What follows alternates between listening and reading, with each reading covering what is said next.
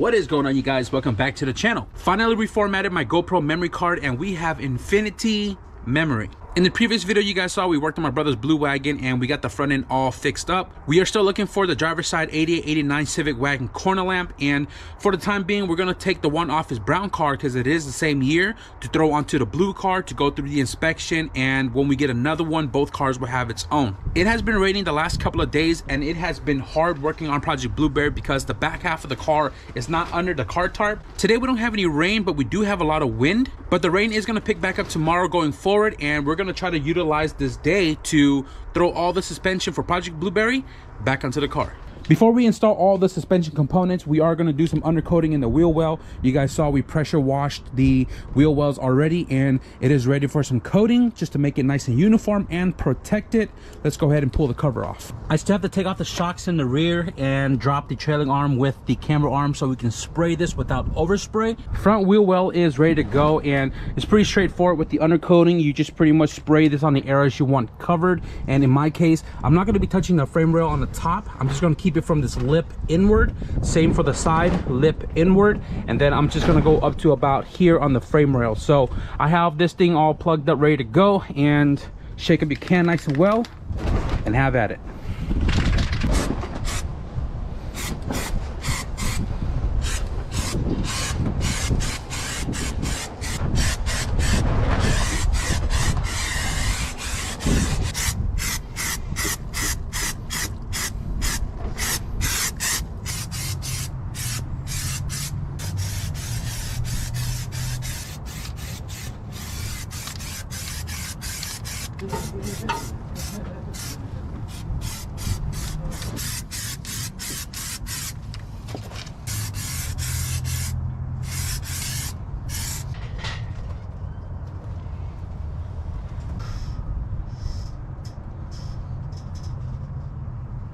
So I used the entire can to coat all four wheel well and it's looking really good. So right now I'm gonna go ahead and step into the front suspension stuff. I need to install the subframe so that way we can hold the rack and pinion up into place, which is just hanging out right here.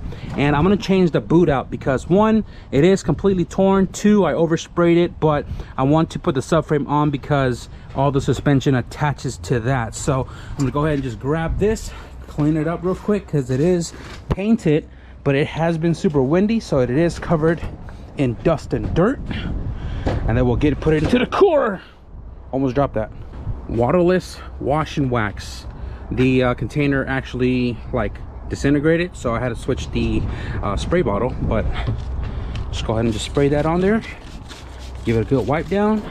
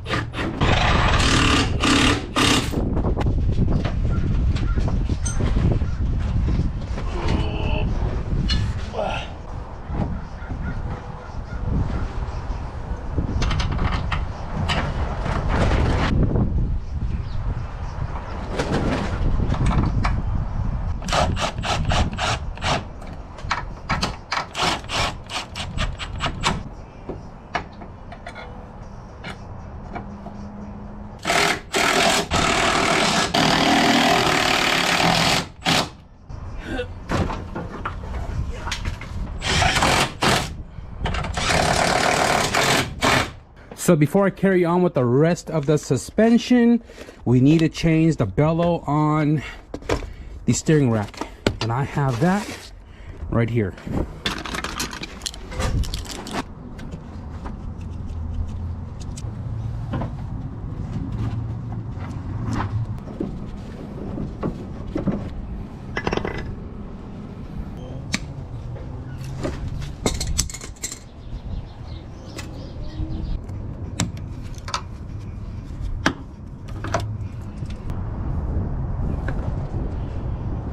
We got some Master Pro from O'Reilly's, part number K9863. Now, the funny thing is we opened this and it doesn't have the strap. What it does have is zip ties. You guys see that? Kind of weird. But then again, I was going to use zip tie anyways. I don't know the history of this car aside from where it came from, and I don't know if they swapped the inner rods on this, but I know they swapped the outer rods because these are aftermarket and the boots were pretty old and brittle, so it might even be the OEM inner rods. I'm not going to change it because the steering is not sloppy in this car and I don't have replacements anyways, so I'm just going to go ahead and grease up the shaft. Big pause. And then we're going to install the boots.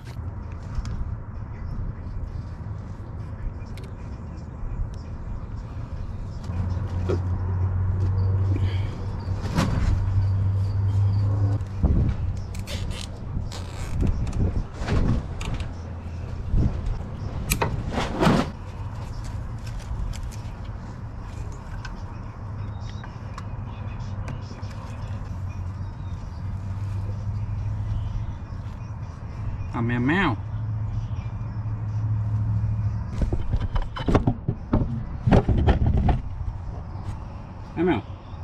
Trying to work, bro. Trying to working, bro. What you doing, dog? Or cat?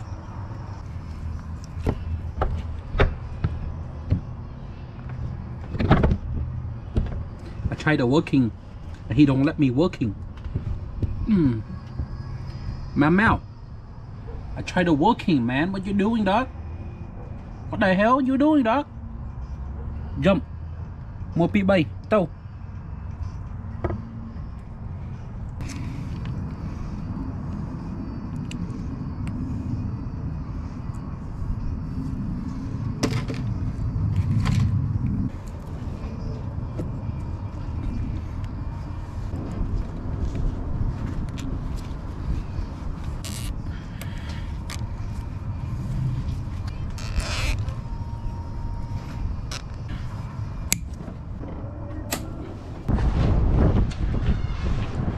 Basura. Got the bellows and the tie rods reinstalled on both ends. Next thing up is the lower control arms. Dang.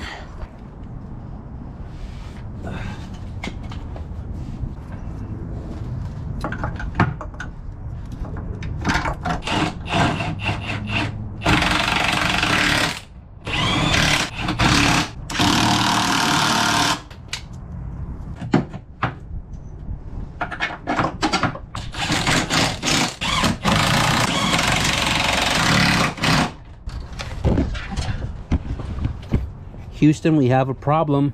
There's no nut on the back side of this. It must have broken off because I can't secure it. That's a bummer.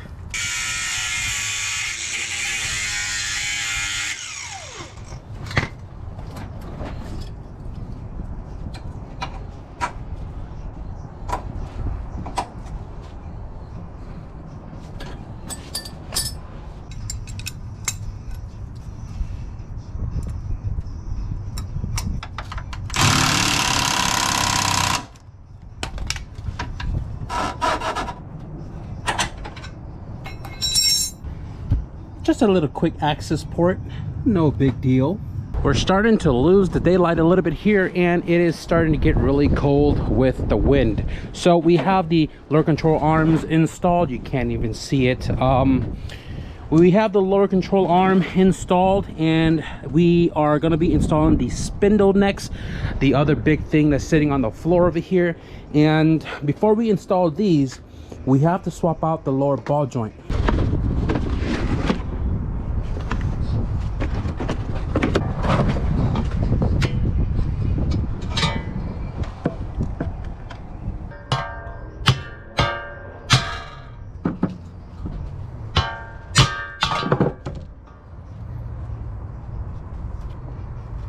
Master Pro K9802. You play Warzone?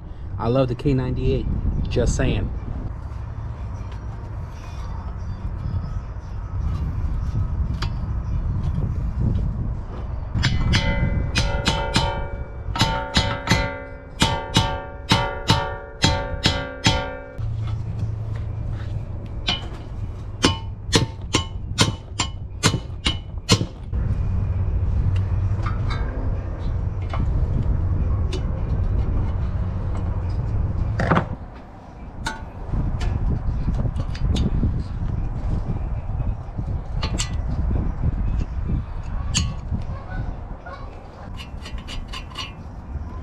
Alrighty then, we are ready to throw these spindles on.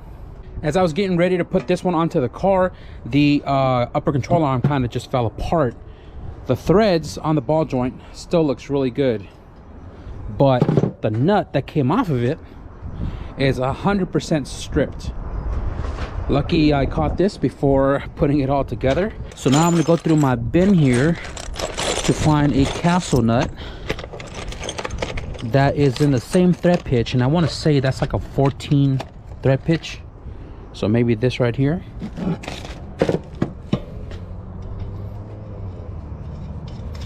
We are back in business. I got some extra Resto-Tuner hardware. Where they at? Is it this? These were meant for La Ponda, but I didn't really get around to installing them, so I'm just going to use it on Project Blueberry. I am going to buy more Resto-Tuner zinc coated hardware because I did run out of the 10 mil. These right here are for the shocks, which we're not going to be installing today, but we are going to be using them tomorrow. For the meantime, we're going to be using these bolts for the upper control arm.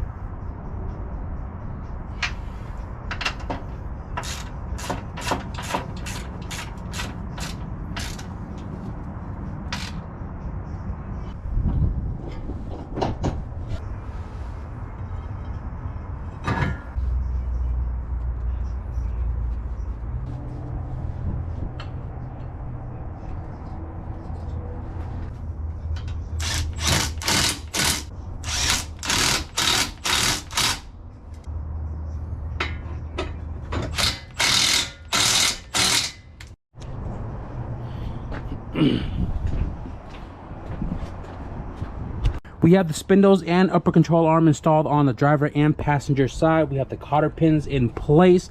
The only one that doesn't have one is the bottom, because we still have to pop this off to put the axle on, and then we'll throw the cotter pin on then. I bent the dust shield out of the way so the rotor doesn't rub on it, and it is moving freely. Both the rotor and the brake pads are brand new in the front, so I didn't bother replacing them at all. The rotor did have some surface rust that I cleaned up, and hopefully when the car is rolling, it should clean it up a lot more. This side looking good and dandy as well too. The wheel is kind of cocked right now because I don't want to go inside. I left the door open and Lucy decided she wanted to sleep in here, so I don't want to disturb her. The rear rotors are kind of rusted. I'm gonna pull it off and go get them cleaned a different day. I do have the brake pads right here for the rear, so I'll install that once we get the rotor situated. I'm stoked to get all the suspension components back onto the car and off the floor. Tomorrow we're gonna make an entire video on the new max repeating rod coilovers. The next thing I'm gonna do right now is I'm going to install the brake booster. We did take it off to paint the engine bay, and I did give it a nice coat of black, so I want to get that out of the garage as well too.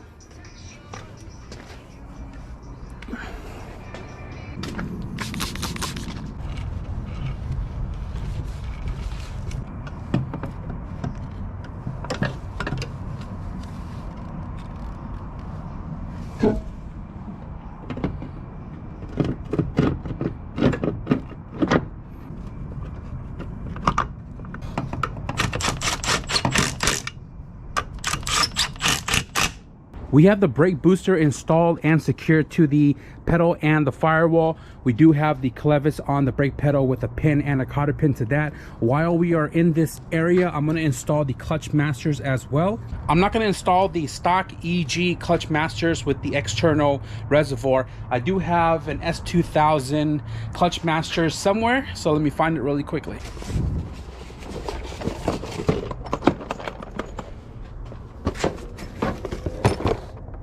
This is an S2000 clutch masters. This one's a little cleaner, having the reservoir on top of it instead of remotely mounted, where it would typically sit about right there, and it kind of looks like a sore eye, and I most definitely do not want to scratch up the paint. So because I already have this, I'm going to use it. I got this from the junkyard from one of the Integra junkyard score videos, and I do have the line with it, but I don't know what happened to the fitting.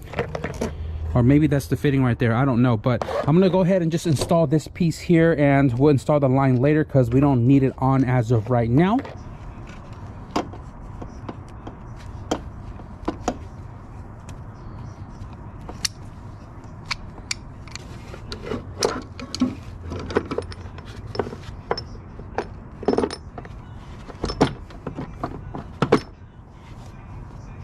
We have the S2000 clutch masters installed. This thing just needs the adapter and the line, and it's ready to rock and roll. I did also notice that the clutch master and slave that I pulled off the car has a stainless line on it already. So I gotta pull this fitting off to make sure it threads onto the other one. And then I'm gonna run brake cleaner through this line to make sure there's no leaks and that it goes all the way through. And if it's cleared all the way through, we're gonna use this line to save some money on buying a new one. We did a lot in today's video, guys. We cleaned all the suspension components, we cleaned the wheel wells, we undercoated it, we painted some parts, we got the subframe reinstalled, the new bellows on the rack and pinion, the new ball joints on the spindle, LCA spindle, camber arms all installed. Like I mentioned, tomorrow we're gonna do the coilover install provided by Max PD and Rod right there. Big shout out. I went to the PO box today and grabbed 2 mail, so let's open that real quick. First package right here is from Spirited Motorsports out of Gardena, California. Big shout out for sending this to the PO box. Let's see what's inside. Cut away. We have a letter right here, and I'm gonna say nice penmanship. Hey Dana, I noticed you got some interior going in the Project Blueberry. I'm making these mold injected cargo covered clips. These will work for the EGDC and the EK. Scan the QR code for the website at Spirited Motorsports on Instagram. Enjoy. Big shout out to Dennis for sending this over. The clips for the cargo cover on the EG was broken off when somebody had pulled potentially the cargo cover from the car when it was in the junkyard. So this is definitely gonna come in clutch for the replacement, because I am trying to get a cargo cover for the car. Got a sticker right here, Spirited Motorsports. I also have a little card here built for the enthusiast. Pretty nice S2000 in the back here, and also a really nice clean EK in the front. You probably can't scan the QR code here, but I am going to link his information in the description below. We have these cargo replacement clips right here. Pretty cool. There are 5 in here, and I want to say cargo cover uses 4. He also provided the hardware, which is freaking awesome, man. Appreciate it. Big thank you, Dennis. If you guys are interested in some replacement for your vehicle, EG, DC, EK, link in the description below. Second mail right here is from, I can't read it. I really can't. I'm sorry. Dana, love the channel. I have a 97 Honda Accord standard engine. I have 305,000 miles on it. I ran across your channel when I was changing my water pump and timing belt cover during Christmas break. I did an all-day binge to get caught up on all your builds and most of your content. Pretty good. I am the Mopeddler from YouTube and have my Facebook account as the Mopeddler Moped Repair Business. You can find me on there too. I included my side hustle business card for your review. It has my phone number on it as well. I am clear across the US and Michigan, and I try to go searching for some of what you look for when you go to the junkyard. Slim pickup here, either that or rust or blown up. Anytime you come to the Midwest Michigan, hook me up. Big shout out to Jim for even sending a letter to the PO box. I always give a shout out to everybody who takes the time to do that, even if it's just a letter. But the Mopeddler, I will link his stuff in the description below. If you guys got a moped y'all trying to soup up or fix, try to get the light to dim down here for y'all real quick, but check that out right there. So I am going to wrap up the video right here, guys. I hope you enjoy the progress update on Project Blueberry, and if you did, be sure to leave a thumbs up. Always remember, progress is better than no progress. And if you guys want to stick around for the new suspension and the engine reveal, because that's coming up here real soon, be sure to hit the subscribe button. But with that being said, thank you guys for watching. I'll see you guys in the next video. Peace.